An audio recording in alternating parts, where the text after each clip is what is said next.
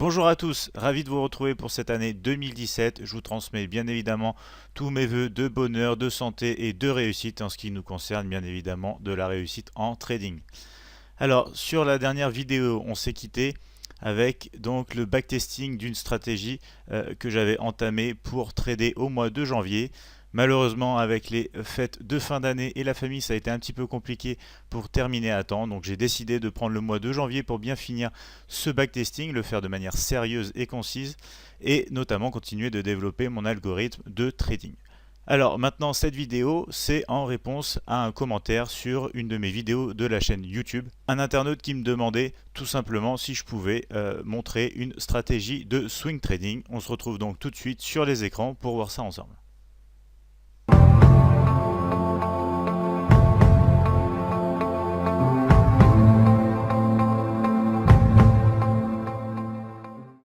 Alors une stratégie de swing trading, c'est bien évidemment sur du moyen long terme. On va ici démarrer avec donc un écran en weekly. On va garder le même principe que dans une des vidéos précédentes où j'avais montré une petite stratégie, c'est-à-dire le nuage ici que vous pouvez voir, donc des moyennes mobiles exponentielles, donc c'est la numéro 89 et 21. Donc on va utiliser ce nuage sur un time frame plus grand pour trouver très simplement une tendance. Donc là on est en hebdomadaire, on va trouver la tendance hebdomadaire grâce à ce nuage. Donc si on prend ici l'exemple de ce début de tendance baissière, donc sur ce graphique hebdomadaire, on voit que le nuage vient de croiser à la baisse. On va donc maintenant passer en graphique journalier tout simplement. Voilà, on va retrouver ici le passage que j'ai identifié, d'accord? Alors, on va trouver à la fois la tendance en hebdomadaire, mais on va aussi aller chercher des niveaux de structure, ce qui va nous permettre de à la fois avoir un sens et en même temps une zone dans laquelle on va aller chercher un trade, toujours en swing trading. Alors ici, vous voyez, comme la dernière vidéo de cette stratégie, il s'agit des bâtonnets Ekenashi. C'est très intéressant, ça permet de avoir une certaine tendance sur la lecture des bâtonnets, mais aussi de repérer de manière systématique des points qui vont nous permettre d'utiliser certains outils. Donc ici, ça va me donner l'occasion de parler de l'outil de Fibonacci, notamment du retracement de Fibonacci. Alors ici, vous voyez, je sélectionne donc l'outil de retracement de Fibonacci. Je vais les dessiner de manière toujours identique grâce à mon indicateur Ekenashi. Donc je vais ici utiliser ce point-là, ainsi que ce point-là, qui marque la jambe ici. Donc bien évidemment, on part d'un bâtonnet, du dernier bâtonnet bleu, ensuite au bâtonnet orange le plus bas, ce qui va nous permettre de dessiner la jambe baissière la plus récente et d'avoir ici une zone de retracement intéressante dans laquelle on va aller chercher des signaux dans le time frame inférieur, l'unité de temps donc inférieure en journalier, et ainsi on prendrait une position donc en journalier. On laisserait courir, c'est du swing trading, ça peut prendre plusieurs semaines voire plusieurs mois avant d'atteindre son objectif, mais ici c'est le but, c'est de regarder son écran seulement quelques minutes par jour, de prendre une décision très rapide et ensuite d'éteindre ses écrans et de passer à autre chose. Donc ici j'ai dessiné donc le retracement de Fibonacci en utilisant des points qui sont vraiment identifiables très facilement. On n'a pas besoin de savoir vraiment où s'arrête la vague et où démarre la prochaine vague. On va juste regarder les couleurs des bâtonnets Ekenashi. Donc ici, vraiment une simplicité enfantine pour dessiner donc ce retracement. Alors, je vais parler un petit peu donc ici donc du retracement de Fibonacci. Il y en a certains qui disent que c'est des chiffres qui vont nous permettre de profiter de retracement très facilement, ou encore des chiffres juste magiques qui vont dire, en fait on va dire qu'on place un ordre au niveau ici que vous pouvez voir, voilà, ici par exemple des 61,8. Donc il y a plusieurs approches en fonction donc de cet outil. Mon approche à moi, c'est que c'est pas spécialement des chiffres magiques, c'est pas spécialement des choses à faire, par exemple de mettre son ordre en attente au niveau des 61,8. Par contre, ce qui est intéressant dans cet outil, c'est que ça nous permet d'obtenir de manière systémique, de manière mécanique, des niveaux de retracement, des zones dans lesquelles on va attendre des signaux. Donc ça, c'est déjà très intéressant parce qu'on n'a pas à dessiner à l'œil spécialement donc, des zones de résistance et des zones de support. On peut juste utiliser cet outil pour localiser des endroits très importants qui seront de toute façon de manière très souvent en accord donc, avec ces zones de support et de résistance. Ensuite, il faut bien comprendre la psychologie qu'il y a derrière cet outil. C'est tout simplement, si vous avez par exemple, on va regarder ça, voilà, je vais redessiner donc ici, on va peut-être dézoomer, on verra mieux, voilà. Donc voilà, je vais mettre l'outil ici. Donc mon point de départ se situe bien évidemment ici, voilà, je l'ai surligné, et mon point d'arrivée par exemple va être ici. Alors ce qui se passe avec cet outil, c'est que ça va juste permettre de traduire un petit peu le comportement humain. Alors pourquoi? Ici vous voyez qu'on a plusieurs chiffres, on a donc les 50% de retracement, on a les 61,8 et on a les 38,2. Alors on va parler principalement des 50% et des 61,8. Alors imaginez que vous avez une voiture par exemple que vous souhaitez acheter, c'est une voiture à la mode. Le prix monte est déjà assez élevé puisque tout le monde la veut, c'est le dernier modèle, c'est la dernière voiture qui est vraiment en mode, ou tout simplement qui est très cher parce que c'est une marque de luxe. On va avoir le prix qui monte. Alors c'est un petit peu après comme le cycle d'un produit. On va avoir un prix de départ et ensuite on va avoir ce prix qui peut baisser. Alors ici, si le prix baisse, on va potentiellement vouloir acheter donc ce bien, cette voiture, puisqu'il devient un petit peu plus abordable. Donc c'est intéressant pour nous. Mais le souci, c'est qu'il est encore assez cher. On va encore attendre, espérer que le prix continue de baisser et on va ainsi aller dans les 50%. 50% c'est un chiffre psychologique, c'est dans notre esprit quand on voit par exemple dans les soldes moins 50%, on se dit c'est moitié moins cher.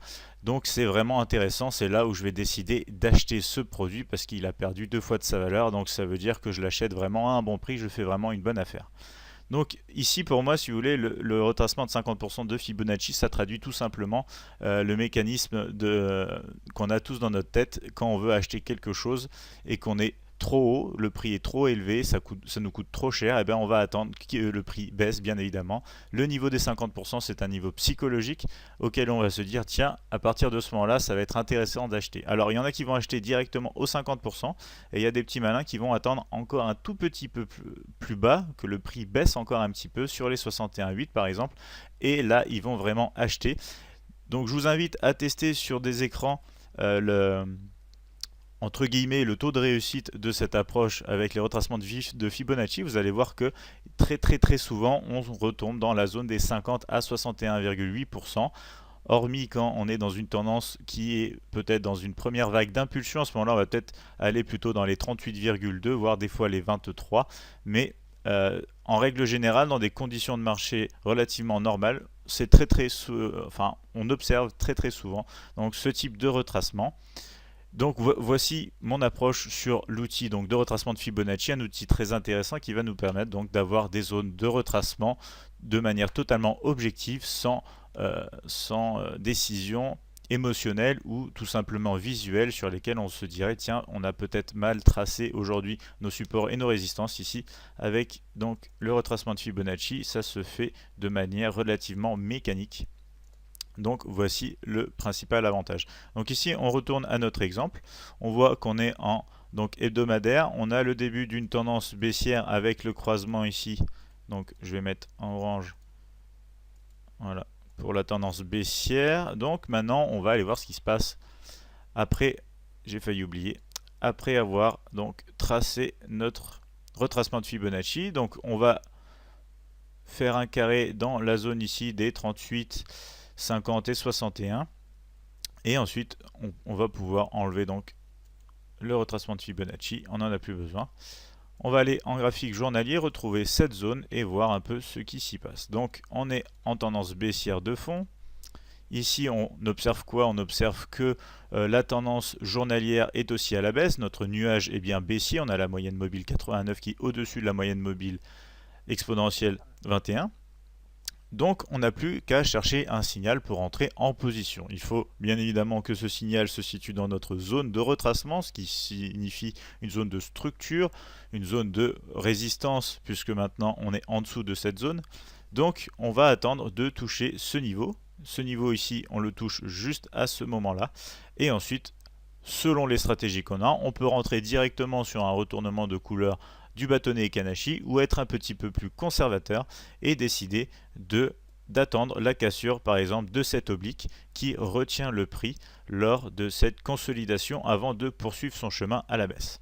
Donc voici deux types pour rentrer en position, mais une approche principale pour trouver une tendance en swing trading, pour trouver une zone de structure en swing trading. Bien évidemment, les marchés sont fractaux, donc on va pouvoir utiliser ça dans des time frames plus petits. Après, l'avantage bien évidemment du swing trading, c'est d'avoir des signaux un peu plus pertinents puisque c'est des grands mouvements qui sont enclenchés. Donc l'analyse technique, comme je l'ai déjà dit dans des vidéos précédentes, est beaucoup plus fonctionne beaucoup mieux. Donc ici, voilà, vous pouvez entrer de manière agressive, on va dire, sur ce bâtonnet ici Ekanashi orange qui vient de se retourner. Le stop loss va bien évidemment au-dessus du dernier point le plus haut, voire au-dessus, si vous voulez vraiment être conservateur, au-dessus de cette zone, à savoir au-dessus des 61,8, ce qui vous laisse bien évidemment plus de chances d'avoir un trade positif. Donc forcément, potentiellement, un taux de réussite plus élevé. Après, ça va jouer sur votre ratio risque-reward, bien évidemment. Donc ici, c'est le moyen de rentrer en position de manière agressive. Manière conservatrice, on peut attendre la cassure ici de cet oblique, sachant que chaque bâtonnet est une journée. Vous avez juste à surveiller le jour où vous voyez que le bâtonnet clôture en dessous de cet oblique, ou même vous pouvez attendre, si vous êtes vraiment encore plus conservateur et que vous voulez essayer de minimiser votre risque reward, vous pouvez attendre la cassure ici, le retracement, et ensuite par exemple prendre ici sur le bâtonnet orange pour aller chercher la poursuite du mouvement, ce qui fait que vous aurez un stop loss bien plus petit et un reward bien plus grand potentiellement. Alors après, ça va dépendre comment vous allez aller chercher donc vos objectifs. Voilà, on va enlever ça. Voilà. Donc pour aller chercher vos objectifs, vous avez plusieurs moyens. Vous pouvez chercher un objectif au niveau donc journalier, mais aussi au niveau hebdomadaire, ce qui va vous permettre d'aller chercher une target bien plus loin et d'avoir un risk-reward plus élevé. Donc si on part du principe que vous voulez cibler deux objectifs, vous pourrez cibler un premier objectif en fonction donc de cette vague. Donc par exemple, si vous êtes rentré ici de manière agressive, vous allez risquer à peu près donc 150 pips. Vous pourrez aller chercher ces 150 pips sur le dernier point le plus bas ici, ratio de 1 pour 1, vous ne risquez plus rien et ensuite on peut aller laisser courir les profits. Donc dans ce cadre, on peut retourner sur le graphique hebdomadaire et aller chercher donc un moyen de sortie. Alors vous avez plusieurs moyens possibles, soit vous abordez donc les extensions de Fibonacci, outil que j'ai donc incorporé ici. Donc on retrace la même vague. Voilà, comme ceci. Donc on a notre zone et vous pouvez aller ici chercher par exemple les 127,2 extensions de Fibonacci ou les 161. Après ça se teste bien sûr dans notre backtesting, savoir combien de pourcents du temps on va toucher tel ou tel objectif. Et enfin on pourrait même avoir une stratégie qui, voilà, tout simplement, je vais le laisser, je vais vous montrer un truc juste après. Tout simplement, on sortirait par exemple sur le retournement de la couleur du bâtonnet Kanashi en hebdomadaire. Alors c'est un avantage et un inconvénient, comme toute chose en trading. Des fois, ça va vous emmener très loin, vous allez gagner énormément sur une seule position, et des fois, le bâtonnet va se retourner. Le temps qui clôture, je veux dire, il sera peut-être revenu à votre point d'entrée, voire taper votre stop loss. Donc ça a des avantages, des inconvénients. Ça se teste comme toute stratégie, donc en trading, ça s'évalue au niveau donc des résultats. Donc ici j'ai laissé 2 minutes donc les propriétés de Fibonacci pour vous montrer un peu comment j'ai un peu modifié donc cet indicateur, parce qu'à la base on a un indicateur de retracement de Fibonacci et un indicateur d'extension pour les extensions de Fibonacci. Ici j'ai incorporé l'un dans l'autre, c'est tout simple, hein. Vous rajoutez tout simplement ici donc l'extension des 127. Voilà, ici, vous rentrez moins 0,272 pour avoir l'extension des 127,2 et vous aurez aussi donc la possibilité ici, alors avec les moins 0,618 pour avoir donc les extensions. Donc voici pour cette petite explication sur l'outil donc de Fibonacci, retracement et extension mêlés en un seul dessin pour avoir tout simplement une rapidité et une simplicité d'évaluation des niveaux de Fibonacci. Donc ici, si on prend cet exemple, c'est bien évidemment, comme vous avez vu, une position gagnante. Ensuite, on va s'amuser à voir ce qui se passe quand ici le nuage se retourne. Donc à partir de là, on a un nuage hebdomadaire qui se retourne à la hausse. Donc on va aller voir ce qui se passe. Pour ça, on utilise toujours notre outil.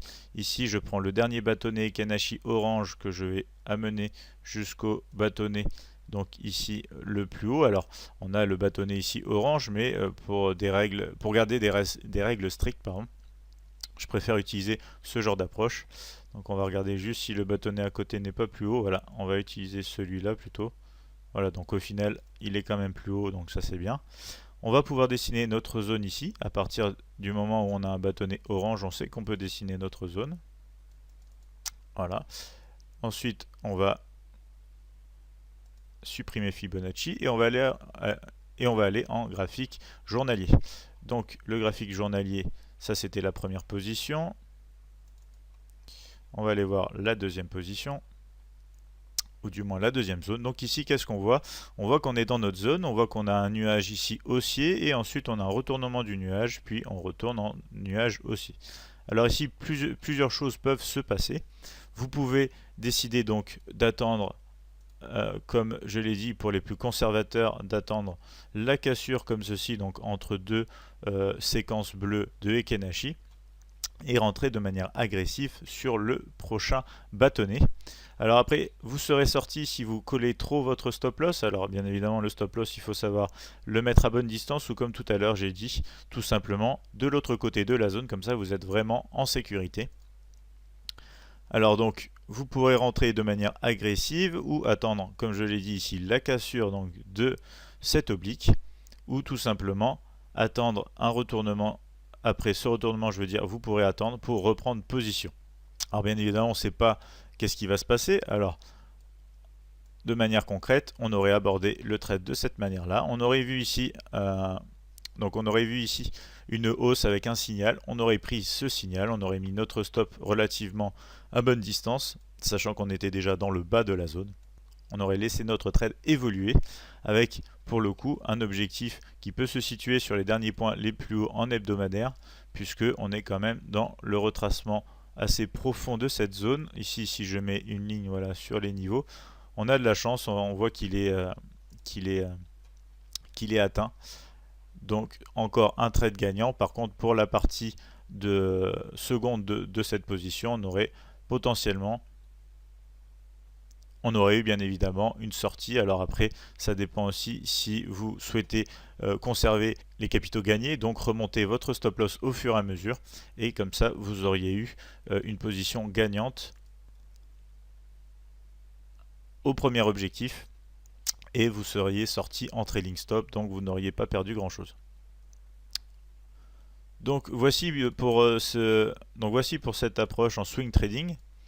Donc une position short et une position à l'achat. Après vous voyez bien la tendance hebdomadaire reprend à la baisse, avec très certainement ici une très belle occasion de shorter. Donc pour le rappel, on est sur la paire Euro GBP. J'espère que cette vidéo vous a appris 2-3 petites choses, que ça vous a donné peut-être des idées pour vos stratégies, et notamment donc pour une approche de swing trading très simple avec seulement 2 time frames et des outils qui vous permettent de rendre de manière plus sûre votre approche, c'est-à-dire que vous n'allez pas vous poser 36 000 questions, vous allez savoir comment tracer votre retracement de Fibonacci, aller chercher votre objectif, trouver la tendance très vite sur les marchés, et pouvoir trader avec cette méthode. Alors après, ça se teste, hein, les taux de réussite et les taux de risk-reward, ce sera à vous de les trouver. Cette approche, je l'ai testée et je l'ai même tradé il y a de cela 2 ans. On avait des bons résultats, pas assez à mon goût. J'étais dans les 17% je crois de profit sur 6 mois. Du coup j'ai préféré aller pousser mes recherches un peu plus loin, et notamment ce sur quoi je travaille à l'heure actuelle. Donc voici pour cette vidéo, j'espère que ça vous a plu. N'hésitez pas à commenter sous cette vidéo, donc à me dire ce que vous en pensez. Et je vous retrouve très très vite pour une nouvelle vidéo avec Liberty Trade. Je vous souhaite encore à tous une très très bonne année 2017. Bye bye.